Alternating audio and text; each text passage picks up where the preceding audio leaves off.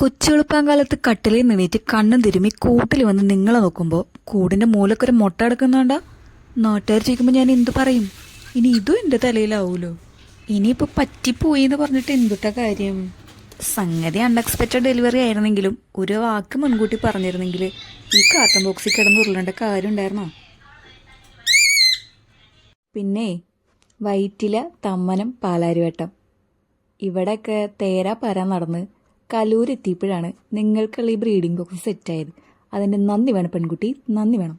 നമ്മുടെ ഇന്ത്യ മഹാരാജ്യം ഒരു secular state ആയതുകൊണ്ടും എനിക്ക് മുട്ടയിട്ട് വലിയ ശീലം ഇല്ലാത്തതുകൊണ്ടും നിങ്ങളുടെ ആചാരങ്ങളെയും രീതികളെയും കുറിച്ച് ഈ ഉള്ളവൾക്ക് വലിയ പിടുത്തമൊന്നുമില്ല.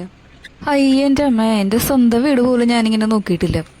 അകം പുറം ഒന്നുകൂടെ ഹരിച്ച് കുണിച്ച് നോക്കണ്ട്. തൃപ്തിയായിട്ടുണ്ടെന്ന് തോന്നണം. താക്കോലും ആധാരം കയ്യോടെ തന്നെ കൊടുത്തിട്ടുണ്ട്. നിങ്ങളായി, നിങ്ങളുടെ പാടായി. ഇനി പൊക്കോ, തെക്കിനിലേക്കോ വടക്കിനിലേക്കോ. മാന്തോപ്പിലേക്ക് തുറക്കുന്ന ജനാലുള്ള മുറി തന്നെ വേണമെന്ന് പറഞ്ഞുകൊണ്ടാണ് എന്റെ വീടിന്റെ മേളിലെ തെക്കിനെ നിങ്ങൾക്ക് ഒഴിഞ്ഞു തന്നത്. രാമനാഥനോ ശങ്കരൻ തമ്പിയോ കാടമ്പൂച്ചയുടെ രൂപത്തിൽ വന്നിട്ട് കഴുത്തിന് പിടിച്ച് മുറുക്കിക്കൊണ്ടും പോവണ്ട. ആ ജനൽ അങ്ങോട്ട് തുറക്കണ്ട. ഓജസ്സും തേജസ്സും ഒക്കെ തിരിച്ചു കിട്ടിയ ഗംഗക്ക് ഇന്ന് ശാന്തി മുഹൂർത്തമാണ്. നകുലേട്ടൻ്റെത് മാത്രമായിട്ട് മാറിയിട്ടുണ്ട് ഗംഗ. ഇനിയിപ്പോ ആരൊക്കെ എന്തൊക്കെ പറഞ്ഞാലും ലോകത്തുള്ള മറ്റൊന്നിനും വേണ്ടി മാധവൻ രുക്മിണിനെ വിട്ടുകൊടുക്കൂല. ഹമ്മിങ് നിങ്ങൾ തന്നെ ഇടണം കേട്ടാ. ഹായ്, കണ്ടിട്ട് കുറച്ച് ദിവസമായില്ല. ഇതെപ്പട്ടായിരുന്നു? എന്താണൊരു വശപ്പശക് നോട്ടൊക്കെ? എന്താ ഇപ്പൊ ഇതിങ്ങനെ? നാഗവല്ലിക്ക് ദേഷ്യം വന്ന പോലെ അങ്ങോട്ട് ഇങ്ങോട്ട് നടക്കണ്ടല്ലോ. ഞാനിനി ശങ്കരൻ തമ്പിയാണെന്നെങ്ങാനും വിചാരിച്ചിണ്ടാവോ? ഇനിയിപ്പോ നിങ്ങൾ ഉദ്ദേശിച്ച ആള് ഞാനല്ലേ? എന്റെ വ്യാകുല മാതാവേ, അല്ലെങ്കിലേ എനിക്ക് ഓവർ തിങ്കിങ് ഉള്ളതാണ്. ഒറ്റ നോട്ടത്തിൽ എനിക്ക് സ്കെച്ച് ചെയ്യാൻ പറ്റും.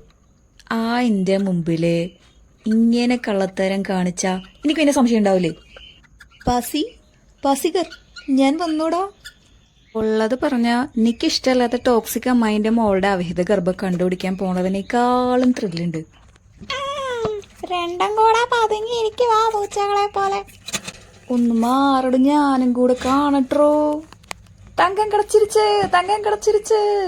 ക്യാമറ ലെൻസ് കുത്തി പൊട്ടിക്കോ വിരല് കുത്തിപ്പറിക്കോ എന്നൊന്നും അറിയില്ല. ആദ്യത്തെ മുട്ടയുണ്ടല്ലോ കൂടിന്റെ മൂലയ്ക്ക് ഒരെണ്ണം കണ്ടത്, അത് പൊട്ടിപ്പോണ്ടല്ലോ എന്ന് വിചാരിച്ചിട്ട് ഞാൻ തുണി കൂട്ടി കാർട്ടൺ ബോക്സിന്റെ ഉള്ളിലേക്ക് വെച്ചു. പേര് കലിപ്പായിട്ട് അത് കൊത്തി പൊട്ടിച്ചു കളഞ്ഞു. അപ്പൊ ആ അബദ്ധം ഇനി പറ്റരുതല്ലോ എന്ന് വിചാരിച്ചിട്ട് ഇതിപ്പോ രണ്ടാമത്തെ മുട്ടയാണ്. അപ്പൊ ഞാൻ ശല്യപ്പെടുത്തുന്നില്ല. ഇനിയിപ്പോ ബേബീസൊക്കെ ആകുമ്പോഴത്തേക്ക് വരാം.